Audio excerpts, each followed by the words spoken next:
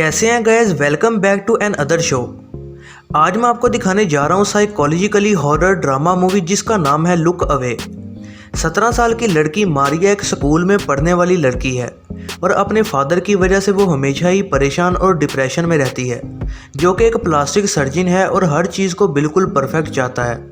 अपने फादर के इस बिहेवियर की वजह से मारिया और परेशान रहने लग जाती है और स्कूल में हर टाइम ही उसके क्लास फेलोज उसे परेशान करते रहते हैं और घर में वो कोई भी चीज़ अपनी माँ को भी नहीं बताती कि उसे आखिर क्या मसला है।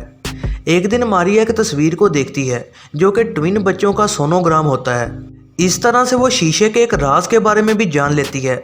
मारिया को बस एक ही तरीका आता है अपनी सारे दिन की परेशानियों को दूर करने का, जो कि है बाथरूम में मास्टरबेट करना। लेकिन वो इसके साथ साथ अपनी ही परछाई से डर जाती है, जो कि शीशे के अंदर अपने आप ही हिलने लग जाती है। वो शीशे को दोबारा से चेक करती है और वो एकदम शॉक हो जाती है ये देख कर के ये वाकई में ही हो रहा है। अगले दिन की सुबह डरी हुई मारिया ये सब अपने माँ बाप को बताना चाहती है, लेकिन वो उसकी बातों पर कुछ खास ध्यान नहीं देते और उसे स्कूल को भेज देते हैं। फिर मारिया अपनी बेस्ट फ्रेंड लिली के साथ स्कूल जाने को उसकी गाड़ी में बैठ जाती है। ये वो चंद एक दोस्त हैं जिनके साथ मारिया रहती है और जिनसे वो बातें कर सकती है। और क्लासरूम में जाते दौरान वो बदमाश लड़का पाँव अटकाकर मारिया को नीचे गिरा देता है, लेकिन मारिया हर बार इस बात पर खामोश रहती है। लेकिन फिर लिली का बॉयफ्रेंड उसकी मदद करता है। ये लड़का बहुत देर पहले से मारिया का सीक्रेट क्रश भी होता है। उस रात मारिया बिल्कुल भी सो नहीं पाती और फिर उसके दिमाग में चलती बातों की वजह से वो बाथरूम में चली जाती है। वहाँ पर वो फिर से अपनी परछाई को देखती है जो कि अपना नाम एरम बताती है और मारिया से बात करने लग जाती है। एरम मारिया को बताती है कि कोई भी मारिया की फीलिंग्स का ख्याल नहीं करता है, यहाँ तक कि उसके दोस्त और माँ बाप भी नहीं। लेकिन वो मारिया की परेशानियों को बहुत अच्छे से जानती है और वो इन परेशानियों से छुटकारा दिलाने में उसकी मदद करना चाहती है। मारिया एरम की हर बात पर यकीन करने से हिचकिचाती है। अगली सुबह वो माँ से इजाज़त लेना चाहती है कि वो स्केटिंग सीखना चाहती है, जो कि उसकी नई हॉबी है।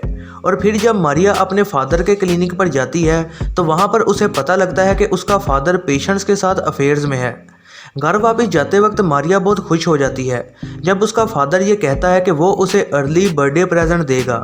अगले दिन जब वो अपने फादर के ऑफिस में जाती है वो अपने बर्थडे गिफ्ट का इंतज़ार कर रही होती है।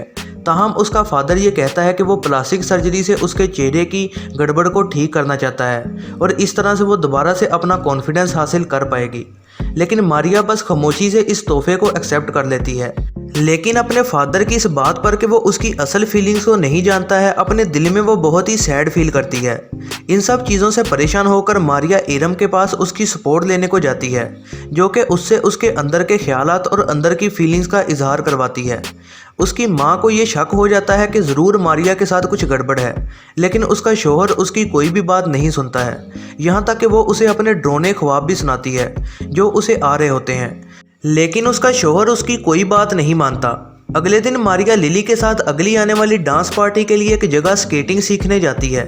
ताहम जब वो गिरती है और उठ नहीं पाती तो उस वक्त वो हैरान हो जाती है जब उसकी बेस्ट फ्रेंड लिली भी उसका मजाक उड़ाती है। और फिर पता लगता है कि लिली मारिया से बहुत जेलस फील करती है, क्योंकि मारिया की कमज़ोरियाँ लिली के बॉयफ्रेंड को उसका ख्याल रखने को अट्रैक्ट करती हैं। और फिर गुस्से और परेशानी में वो दोबारा से शीशे में एरम से बात करती है ताकि वो उसे कुछ हौसला दे सके। और तब एरम को मौका मिलता है और वो कहती है कि क्यों ना हम अपनी जगह बदल लें, और इस तरह से वो मारिया की इस बहुत पुरानी परेशानियों का हल कर सकती है। ताहम उसी टाइम जब वो जगह बदलने वाले होते हैं तो माँ उसे इंटरप्ट कर देती है और मारिया को पार्टी के लिए कपड़े बदलने को कहती है। जब वो पार्टी में जाती है तो आगाज़ में लिली का बॉयफ्रेंड उसका बहुत ख्याल करता है। पहले तो वो उसकी वजह से काफ़ी कॉन्फिडेंट फील करती है, लेकिन बाद में वो फिसल जाती है और गिर जाती है और वो बदमाश लड़का पार्टी में मौजूद सब लोगों के सामने उसकी दोबारा से बहुत बेइज्जती करता है और सब के सब उसकी कमज़ोरी पर खड़े होकर सिर्फ हंस रहे होते हैं। पार्टी की वजह से बहुत परेशान होकर मारिया जल्दी से वॉशरूम जाती है ताकि वो एरम को मिल सके, क्योंकि वही है जिस पर अब वो भरोसा कर सकती है। और जब उनके हाथ और होंठ एक दूसरे को टच करते हैं तो वो दोनों अपनी अपनी बॉडी स्विच कर लेते हैं। अगले मिनट ही मारिया की बॉडी में एक और ही पर्सनैलिटी आ जाती है और एरम एक सिगरेट जलाती है और फिर अपने अगले कदम के बारे में सोचने लग जाती है ताकि वो इन तमाम बुरे लोगों को सबक सिखा सके। स्कूल में एरम अब और भी कॉन्फिडेंट लगती है। वो उस बदमाश लड़के के सामने खड़ी हो जाती है और उसे अजीब अजीब बातों के साथ चैलेंज करती है। वो लिली के बॉयफ्रेंड के सामने भी बहुत दिलकश बनने की कोशिश करती है और वो ये भी इग्नोर करती है कि उसकी बेस्ट फ्रेंड लिली इन सब चीज़ों के बारे में क्या सोचेगी, और बजाय कुछ और चीज़ के वो लिली को कहती है कि वो उसे एक और स्केटिंग लेसन दे। और फिर वो अपनी माँ को सब बताती है ताकि वो फादर की जीएफ के बारे में जान सके, ताकि इस तरह से उसकी माँ पता लगा सके कि उसके शोहर के अफेयर्स हैं। माँ जो कि बुरे ख्वाबों और डिप्रेशन की वजह से बहुत परेशान होती है और उसे अपने शोहर के इन अफेयर्स का पता नहीं होता, अपनी बेटी से ये सब सुनकर वो बहुत ही ज़्यादा परेशान हो जाती है। मारिया भी एरम के उसकी मासूम माँ के साथ ऐसे बर्ताव पर बहुत ही हैरत ज़दा होती है, लेकिन मारिया की इस बात पर एरम उसे बहुत सुनाती है और मारिया जो कि अब शीशे में कैद होती है उसे रोकने के लिए कुछ भी नहीं कर सकती। फिर एरम उस बदमाश लड़के को शावर रूम में बुलाती है, ये कहकर के वो उसे बहुत पसंद करती है, लेकिन एरम वहाँ पर उसका घुटना तोड़ देती है और इस तरह से उसकी स्पोर्ट्स गेम पर हमेशा के लिए रोक लगा देती है। एरम चुपके से अकेली स्केटिंग भी सीख रही होती है और इस तरह से वो लिली को एक और सबक सिखाती है अपनी स्केटिंग दिखाकर। फिर एरम अपना असली रंग दिखाती है और लिली का बर्फ पर पीछा करती है। डरी हुई लिली ये सब देखकर बहुत ही अजीब महसूस करती है और जल्दी से वहाँ से भागने की कोशिश करती है, लेकिन बदकिस्मती से वो फिसल कर फर्श पर टकरा जाती है और उसका सर बुरी तरह से कुचला जाता है। बजाय इसके कि वो इस बात पर कोई दुख दिखाती, एरम झूठ मूठ का रोकर पुलिस को इस एक्सीडेंट के बारे में कॉल करती है और फिर बिल्कुल नॉर्मल रहकर पुलिस को इस केस की इन्वेस्टिगेशन में मिसलीड करती है। इसके बाद शाम के वक्त बाथरूम में इस चीज़ से परेशान होकर के एरम ने उसकी फैमिली और स्कूलमेट्स के साथ क्या क्या किया है, मारिया उससे भीख मांगती है कि बॉडी स्विच कर ली जाए, लेकिन एरम उसकी ये बात नहीं मानती। और फिर लिली को मारने के बाद एरम को चांस मिलता है कि वो लिली के बॉयफ्रेंड को सड्यूस कर सके और वो उसके बॉयफ्रेंड को अपने जाल में फंसा लेती है। बाद में एरम बहुत ही अजीब तरह से रहना शुरू हो जाती है, जैसे कि स्कूल से भाग जाना, जिस मर्जी को सड्यूस कर जाना और अपनी माँ से भी बदतमीजी करना।